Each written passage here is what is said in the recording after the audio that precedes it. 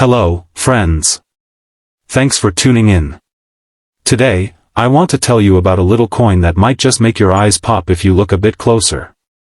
We're talking about the 2008 D Oklahoma State Quarter, one of the final coins in the U.S. 50-state quarter series. At first glance, it's just a regular 25-cent quarter you might find in your wallet, with the usual copper-nickel look and that tiny D mint mark from Denver. But if you give it more attention, you might find something special, and that special thing could be valuable in a big way. This coin was officially released on January 28, 2008. The U.S. Mint started the state quarters program back in 1999, and it ran until the end of 2008. It's easily one of the most popular and successful coin programs ever.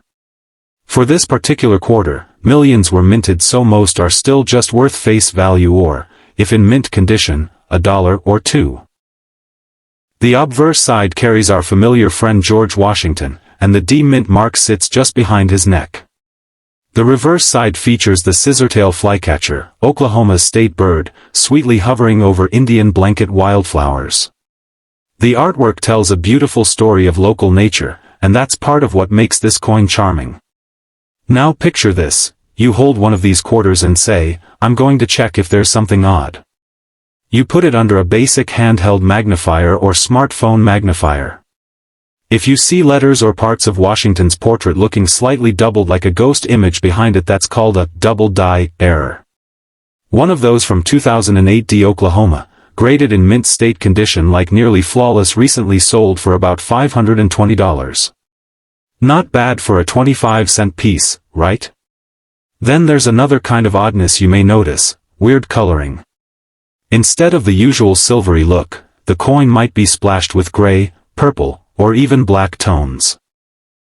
That happens because something went slightly wrong in the heating and cooling process before the coin was struck, a step known as annealing. A really clean error example graded at top mint state sold for around $1,190. Picked up this in your drawer? That's a jackpot. But there's more. Have you ever seen a quarter that looks like part of its metal coating peeled off, exposing bright reddish copper underneath? That's a missing clad layer error. The nickel-clad outer layer didn't stick properly. One of those, again in high mint condition, fetched around $1,100 at auction. So saving your coins and taking a second look can pay off literally.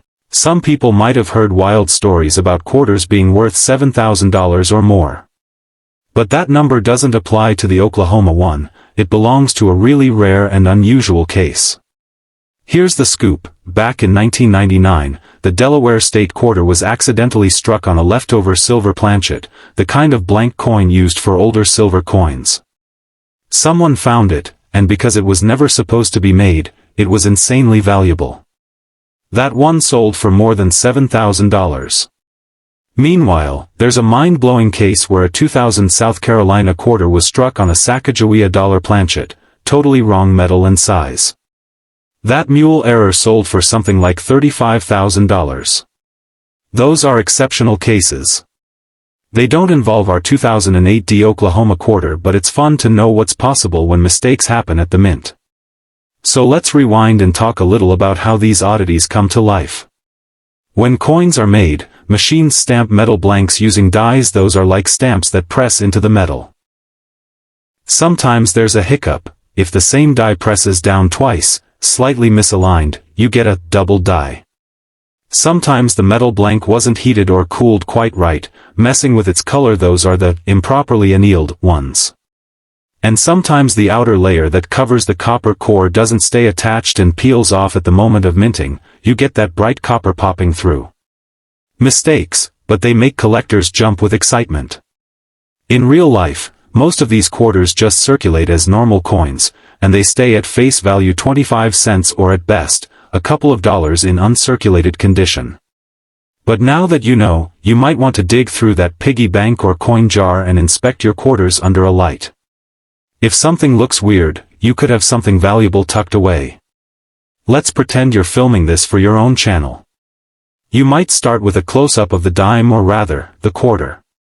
It just looks like normal, right? The camera whispers. Then you zoom in on doubling, maybe overlay a price tag, double die, $520. Then pan over to the funky colored one, add, odd color equals $1,190. Then show the missing clad coin with missing layer equals $1,100. Then zoom out and say, but hey, it could get way crazier. Like that Delaware silver planchet worth over $7,000, or a $35,000 mule error from 2000. Most of the time, your coins are just coins. But sometimes, treasure hides in plain sight. As you come back to yourself on camera, you might say, so next time you're paying for something, slow down, glance at that quarter, maybe give it a second look with your phone. You might just strike gold, or copper, or silver, whichever is hiding beneath. Remember though, condition is everything. A big mistake that's scratched or worn badly won't bring much money. Collectors want clear, crisp details. The better the preserved the coin, the more they're willing to pay. By the end of your video, you can say something like, alright, friends, now you know the story of the 2008 Oklahoma State quarter and its rare errors. I hope you feel like a coin detective, and maybe you'll find one of these someday. If you've ever spied a strange coin in your pocket, drop a comment. I'd love to hear about your discoveries. Don't forget to like this video, subscribe, and hit the bell for more coin tales. Until then, keep hunting, your change could be hiding treasure.